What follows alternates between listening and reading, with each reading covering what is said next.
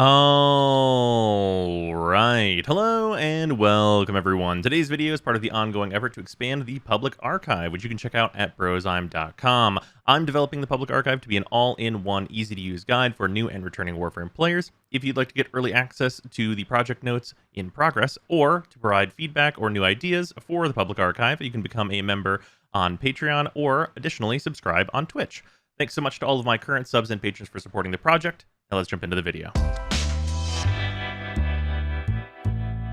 All right. Hello and welcome, everyone. So we have a new guide that is now out on the site. That is the Prime Farming Guide, which is advice just in general for farming any Prime access, especially the new one or the next one. For that, I wanted to have this video so that I can kind of accompany it and go over the same things that the guide goes over, but in a more visual way, because some people learn easier with that. And also, I made a video so that you guys know about it, which also seems pretty helpful. For that, this first section is talking about relics and like how to look at relics and how they refine and all of that good business. So let's jump in game real quick and look at the relics. First and foremost, if you're at your arsenal, this is where the relic station is if you've forgotten from the early quest stuff. These are relics. Relics have eras, which is Lith, Meso, Neo, and Axii, and then there are also Requiem relics, which we're not going to go over. That is in the Kuvalich Ancestors of Parvos guides, which are also on the site. These eras basically are directly related to the level of content you get things from, with the Axies being from higher level content and being more rare, and with the Liths being from very low level content and being extremely common. So you can filter by this, which is all well and good, and then looking at any given relic, let's say the Axii A12s here, for example, we can see we get a bunch of information about it. First and foremost, we get the rewards, which is the bronze rewards, which are our commons, the silver rewards, notified by this line, which are our uncommons, and then our rare, which there is 3, 2, and 1 in every single relic. Under that, we have our traces and also our refines. So we can keep our relic intact, which is great for getting commons. We can upgrade our relic to exceptional, which is not particularly good for getting anything from relics. I think exceptional is probably the least exceptional of the different refines, and you're almost never going to use this. Flawless, which you can also see as I hover over these, the like chances bar changes here. I have the actual percentage drops on the site, which we'll talk about momentarily. And then we have flawless, though. This increases your uncommon chance by a whole lot, and this is usually what you're going to refine for if you're looking to get uncommons, looking to save some traces so that you can farm longer. And then a radiant, which costs twice as much as flawless, but bumps the chance for your rares all the way up to 10%. So you click on any of these and then refine this to have like whatever version of the relic that you want. Also worth noting, some locations will just have drops that are radiant, and as you do endless missions where you'll be opening the relics, if you go for a long enough amount of time, you'll get more and more refined relics from those runs. So if you have some random exceptionals in your inventory, that's why. So talking about the chances on these just a little bit, though, and why we don't use exceptionals, you can see on Intax, we have a 25.33% chance to get any of the uncommons. That's just each. That is their chance for you to get that, which is quite good. 1 in 4 is not bad.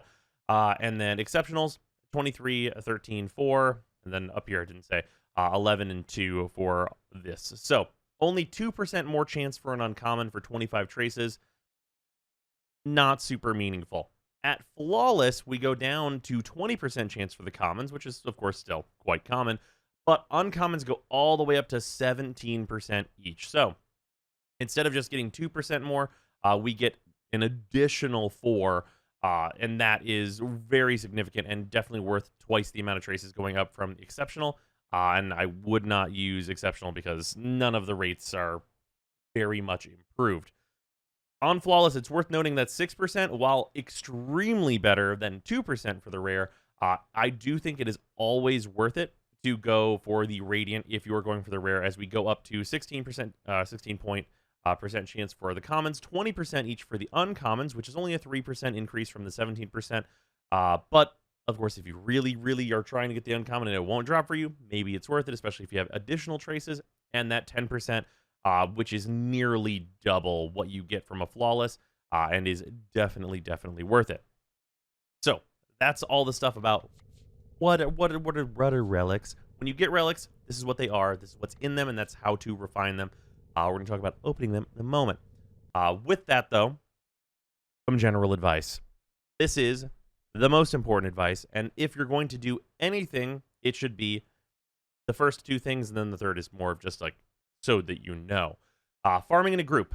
If you farm in a party of 4, that is by far most effective for opening anything. That is part of the reason why at the beginning of a Prime Access is the absolute best time to be farming it, because everyone's farming it together. And with that, you not only want to farm for the relics in a group, it is best to open relics in a group as well. And what I mean by opening relics in a group is if you all open the same relic, for example, let's say this Axie A12, and you all want the Akbolto Prime Receiver, if you all Radiant this, the difference between just you getting 3 relics and running 3 of them and trying to get it out of just your relic and 4 players is that on average, your chance is, well, not on average, your chance is about 27% to get that out of 3 Radiant relics. But if you run in a group of 4 and you all have 3 Radiant relics, your chance becomes 73% to get that item. So it would be quite unlucky for you to get, it would be quite unlucky for you to not get the rare that you're looking for in a full group, and it would be quite lucky for you to get it if you were just by yourself. So definitely always try and open things in a group. This is like a big reason just to like throw yourself into public matchmaking, because the chance, because you're rolling more things, is always going to be higher for you to hit rares. Even if people are just bringing in tax and stuff, it still really does add up in terms of your total chance to get things. Also, of note, boosters work on traces. So traces can be really hard to keep around. Obviously, you can see I have cap here and also I have access to 1700. That increases as you get higher MR, but it can be hard to keep a lot of traces around if you're not opening a bunch of intact relics, which is usually what you need to be doing in order to kind of make progress off of getting your traces. Because you can get traces without opening relics and just joining fissures, but you probably really should just go get a glut of relics first, as it's very easy, as we'll talk about later, and open those so you can get traces alongside still getting a bunch of items that you can sell for ducats or for platinum. Moving on, the best farming locations for each relic era. So whenever a new PA comes out, they are almost always spread across all of the different eras, so you need a good farming location for each of these, and these are the best farming locations for all of the different eras. Number 1 is the Lith Relics, Hepit in the Void. So, Hepit in the Void is just extremely, extremely good. It's worth noting that both Hepit and also Teshub are pretty much just as good as one another. You do want to run these on usually non-steel path because you're going to be able to do it much faster. Every completion of Hepit awards 1 relic from its pool, and it is all Lith Relics and Aya. So, every single time you run this, you're going to get a relic. That means that the reward for this is pretty much just as fast as you can do it. If you're Titania and you've really got the mission down pat, that's going to mean about 30-second missions. And for Wukong, that usually is, 30 to 40-second missions, with Wukong being just a little bit slower than Titania normally. That is, by far and away, the best way to get Lith Relics. If you're a new player, also worth noting, this mission is not hard. Extremely easy mission that you have access to very early. So, if you need relics to open so that you can get traces early for, say, like corrupted mod farming, which you'll need them for, that is a fantastic place to get just a bunch of Lith Relics, and then you can open them and not only get a bunch of items, but also get a bunch of traces so you can go and do corrupted mod farming. But in general, this is where we come for Lith Relics. If you need them, that is the place to be. There is nowhere faster. Very similarly, Mesa Relics, Uko in the Void. Now, Uko drops 2 different kinds of relics, but once again, capture is just such a fast mission that there's really no beating Uko. You're going to be able to do this mission super quick, and like it's kind of just always of benefit. Like, you might get unlucky and get a bunch of Neos, but also if it's a new Prime Access, the chance that you need some of those Neos anyway is going to be extremely, extremely high, and there's literally no faster way to get the Mesos anyway. You can theoretically, like, target farm a little more, but the raw glut of that percent chance just being ran over and over as fast as possible is going to be much better than even the slightly higher dropped percent chances you can find in some other places. Also for Neos, as you may have expected, same for Uko in the Void. But Neos have another option, which is Uranus Ur. This is a disruption mission, and this mission is right here. This is this is a dark sector. Sorry, took me a second there. That is just infested enemies. It's an infested disruption, which is by default quite easy, especially if you bring any like frame well suited to it, such as Mesa or Zaku. And the great thing about disruption, which is going to be only compounded with the next area, is that you will consistently stay on rotation C or B to your choosing once you are a few rounds into the mission. So on round, well, once you're past the first 2 rounds, you can always be getting C rotation every single rotation, and disruption rotates quite quickly if you do it well. So you're going to be constantly getting into that rotation that is pretty much just all Neo relics, and there is, a small chance for a universal medallion, but that's very irrelevant, and the chance is smaller than any of the relics, so not too big of a deal. This mission is quite easy. There are a number of different things you can bring to it. In terms of just some weapons that I might suggest, honestly, like the Latum is going to be really good. Redeemer Prime is really good.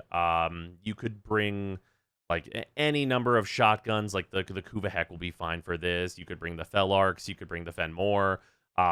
There's tons and tons of good weapons, and a lot of them aren't even as like kind of high end as I was just mentioning. Probably the easiest to access, the Stropha, is very, very good for disruption, so that is a good early-ish one you can do, and the Zorus even will work depending on how many rounds you want to go. It will fall off once you get to like probably 15 to 20 rounds or so. With that, that's Neos. Then we have Axes. Axes, there's really only one choice, and it is critically better than anywhere else, and that is Apollo Lua Disruption.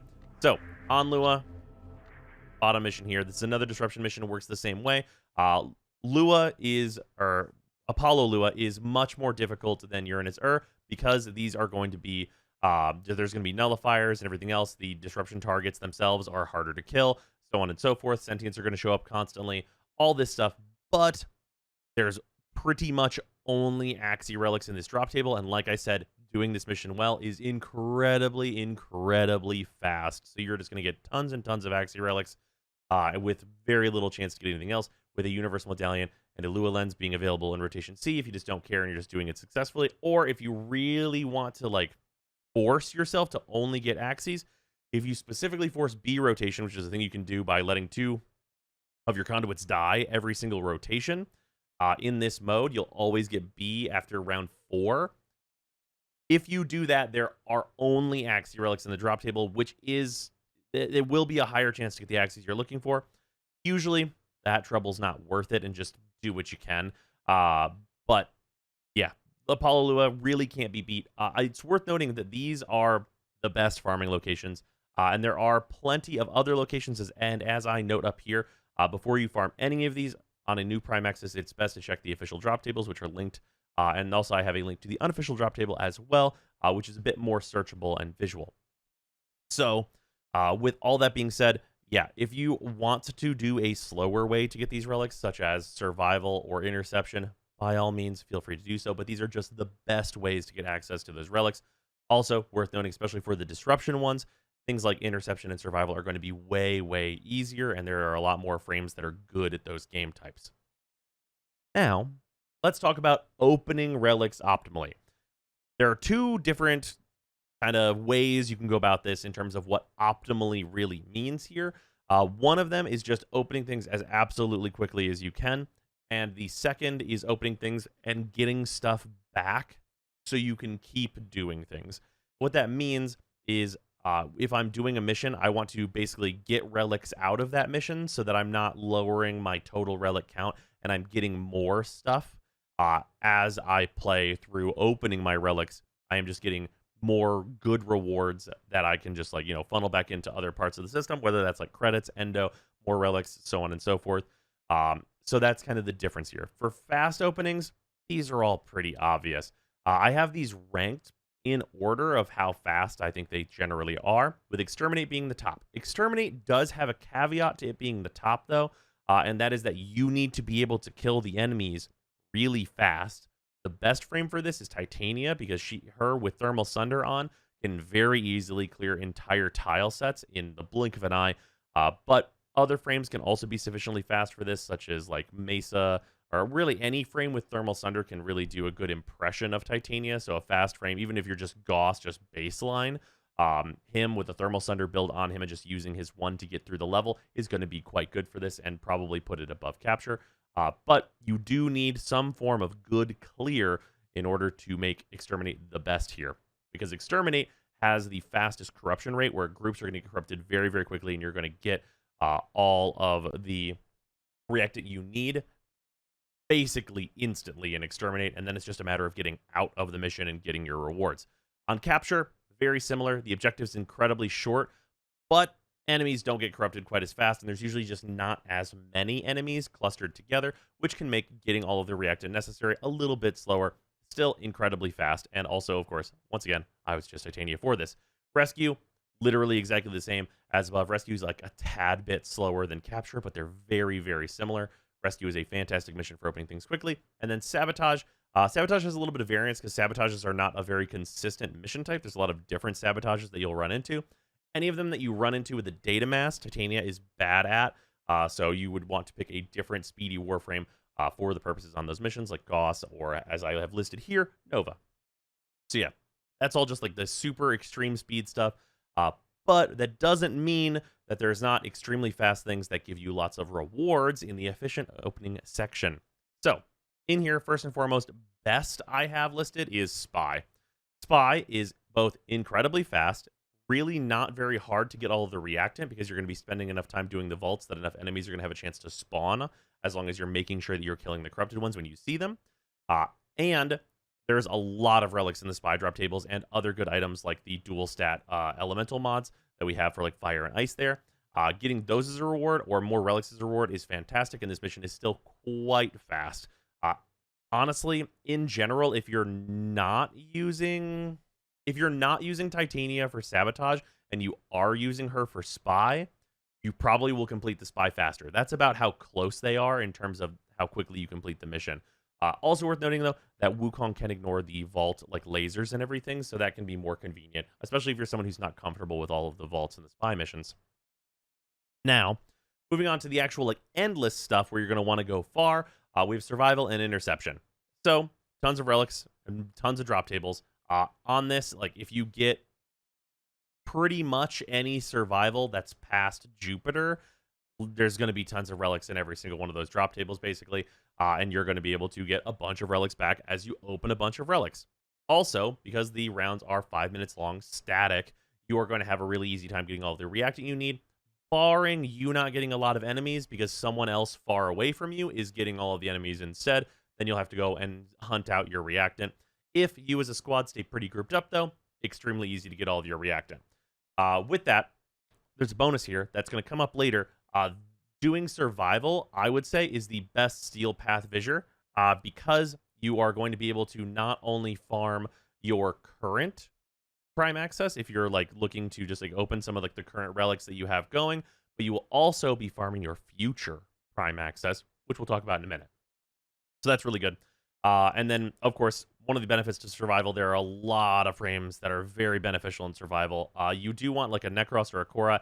Any like resource doubler character is going to be really good here because it's going to double your amount of air support drops that you're going to get, which is, of course, going to just make it easier to keep that number up. Usually, honestly, especially on the Steel Path variant of this mission, you really do not need a Korra or a Necros effect. But that's presuming that you're going to be killing fast enough and that you're with a squad that is all like entirely on the level for that type of content, which is going to often not be the case. So you still might want to look into one of the resource doubler characters. Interception, pretty much the same, except for Necros does not really add anything to that mission type. So I really would not suggest him for it.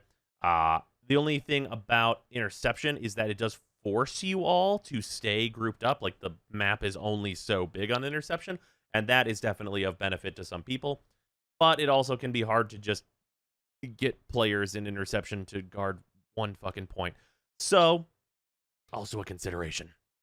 Moving on, 3 Railjack missions. All of these are pretty much the same, but Railjack is an underappreciated farm right now because you get a ton from it, especially from Railjack Skirmish, which is by far the best.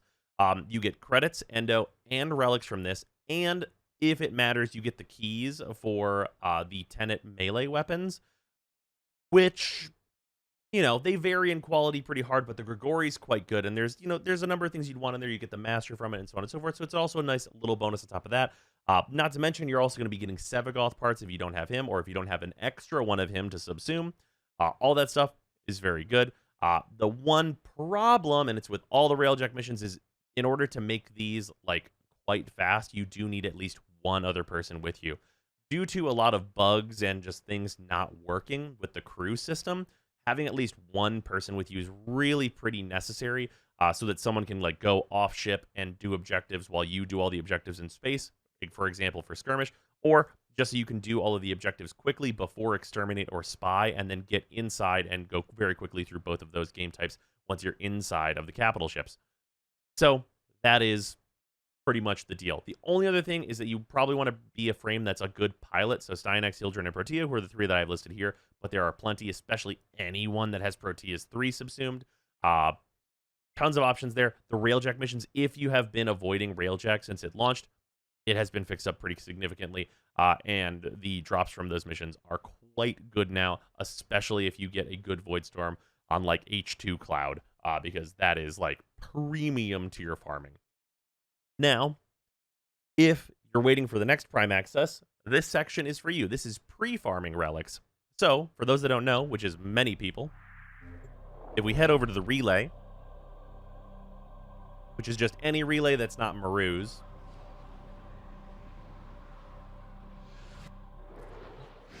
we can fast travel down to Teshin. And Teshin, if you have gotten the Steel Path, has the Steel Path honors. And always available are the Relic Packs. Relic Packs are 15 Steel Essence apiece, which means it's 5 Steel Essence per relic. And you can redeem an unlimited number of these. I could get 66 Relic Packs right now with my current amount of Steel Essence, which is an absolute ton of relics. So, with this being pretty easy to farm, mostly due to you having the dailies you get every day, which are available from your navigation menu, which is if you switch to Steel Path, you get this. Just from this, you can get 25 Steel Essence every single day, which means each of these missions is a relic, essentially, or more whenever you kill the Acolyte. That's usually going to spawn inside most of them. But without even considering that, if you were to take the 3 months of time that is basically between each new Prime Access coming out, and you did just your dailies and did not kill the Acolyte and did not pick up the Steel Essence from the Acolyte or did anything else and did no other farming of Steel Essence whatsoever, at the end of those 90 days, you would end up with 2,250 Steel Essence, which would get you 450 relics the day the new Prime Access drops. Almost certainly, with that many relics, you will nearly immediately, especially if you have a group that is doing this, acquire a full set of everything in the new Prime Access. And that is with minimum investment. That is with just doing some dailies, which is not going to take very long, and is really quite quick. Even if you're a little choosy, and you like don't want to do, say, like survivals or whatever else, like whatever long missions are on here, like say you have a couple missions you just don't like, you don't want to do excavation, but you'll do a survival, you'll do a hive, you'll do an exterminate, do an inception. Even if you like kind of ban some missions as things that are not fun for you, you are going to end out with like probably at least half of the Steel Essence here, which is still an insane amount of relics. That's 225 relics on launch. Subject, of course, to RNG, but you will have such an insane head start on, at the very least, most of the items. For me personally, on this last Baruch Prime Access, I got about 120 relics, and I got everything that I wanted except for like one Baruch rare, which was really not a big deal. Knocked out the whole Prime Access in like, I think it was 4 hours or so, and most of that was just me screwing around, if I'm fully honest. I really wasn't trying that hard to get these items, because I didn't need to, because I had pre-farmed things with Steel Essence. With that, if you want to get even more Steel Essence to absolutely nearly assure that you are going to get the new PA immediately, hunting Acolytes is an extremely good way to do so. Steel Path fissures are the place to hunt acolytes, specifically either in survival or interception. Now, the reason for that is because in those fissures, you will accrue a booster over time, which after you are done with your 18th round, you will have a full 2 times booster, but you get like 0.25 every 4 or so rounds or whatever it is. But eventually, you get the full 2x booster. Also, the steel essence that drops from acolytes is affected by our normal resource booster and the fissure booster, which means with those two things together, just those two, which are very consistent, because getting a normal booster, of course, you can just like sell some things for platinum and grab a booster that way, or the million other ways there are to get a booster, grab it from borrow, so on and so forth. You can use any of those methods to get normal boosters, and then on top of that, you can bring a Smita, and if you would ever be so lucky, you could get a weekend booster for resources. If there is ever a weekend resource booster, I think you'll know where to find me on stream, because all of the drop boosters in Warframe work in that they double each other. So you go from getting 2 steel essence to getting 4 steel essence, to getting 8 steel essence, to getting 16 steel essence, to getting 32 steel essence in an ideal case. And the Smita technically can activate over itself with the right mods in the Smita. So very theoretically, you could kill 1 acolyte and get 64 steel essence. Now, of course, that's very unlikely.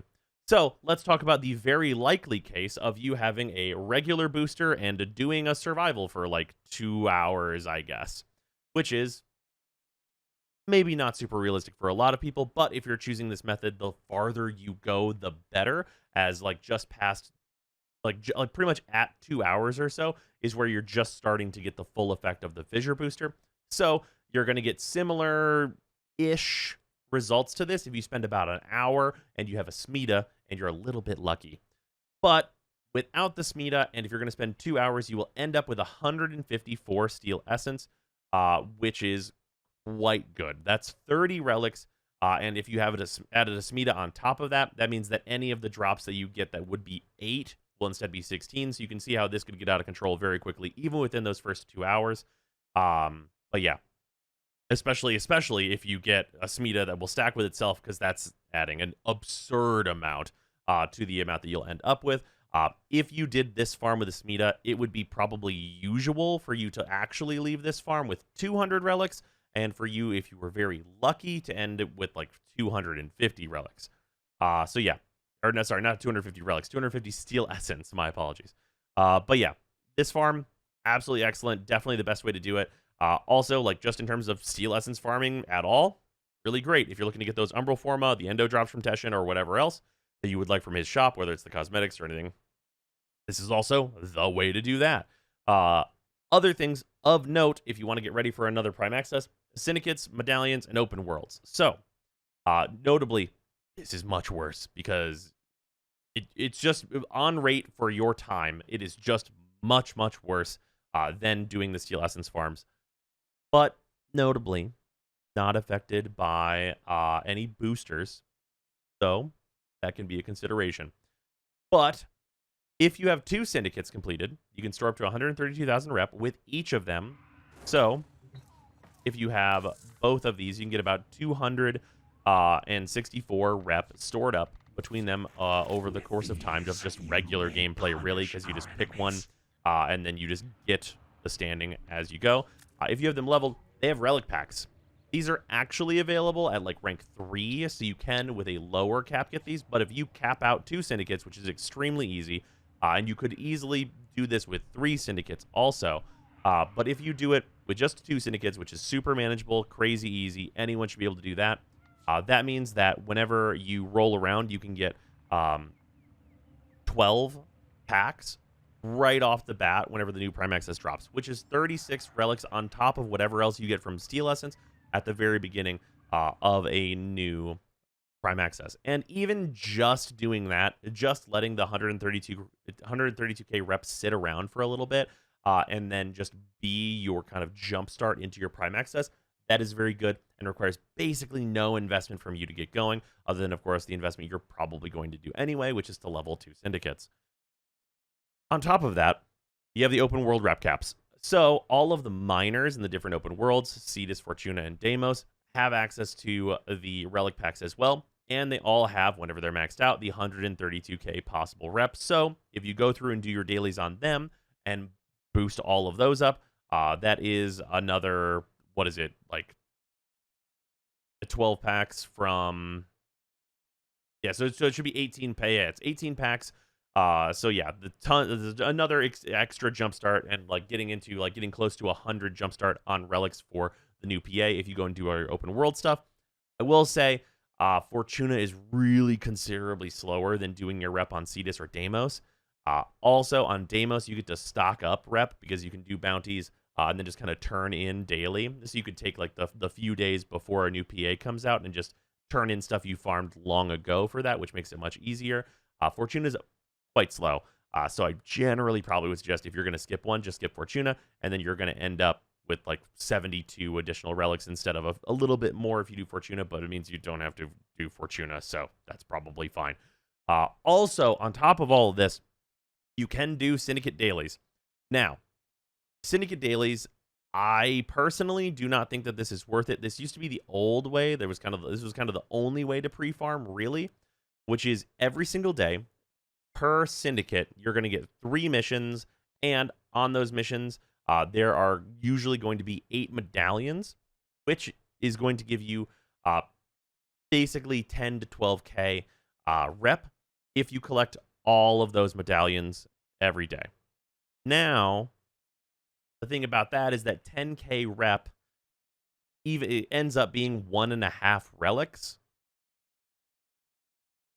And you're going to have to scour all of these maps to get all of these medallions. So it's quite a high time investment, and if you do it, you are going to get the rewards from it. There's no cap on these Syndicate medallions and all that business, but the rate of reward from that is quite low, so unless you really have a lot of extra time to be doing that, I don't know that I would suggest it, because usually, if you're going to be spending time doing that, you're going to be much better off doing the Steel Essence farm. So unless you're incapable of the Steel Essence farm, I probably would suggest just doing this, and on top of that, if you are incapable of doing the Steel Essence farm, I probably would suggest that you try and just get geared up more as opposed to worrying about the next Prime Access. But of course, that is your prerogative. So with that, that is kind of the overview on the Prime Access farming guide. Hopefully you guys have enjoyed it. And yeah, thanks so much to all of the patrons and everybody on Twitch for supporting the channel. Much appreciate it. And I will see you guys tomorrow.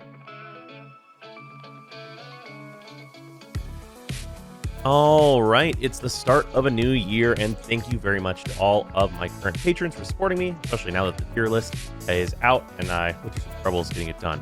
But thank you very much to Brutus Salazar, Dylan Dworsky, Ethrain, Jacob Bean, James Harthorne, JC4Science, Jefferson Clark, Joshua Adams, Luzanth, Malik X. Williams, Metrozanka, Mitchta, Nicholas Gridley, Paradise, Shan Harding, and Zach Zahner for being my super patrons. And thank you very, very much to all of my $5 and $2 patrons as well. It is hugely appreciated in support for the channel and, of course, for the site, which is going to be receiving many more updates now that the major tier list is done. There's a lot more work to be, added and done to the site. But thanks so much for your support, everybody. Much appreciated, and hope you enjoyed this year's tier list.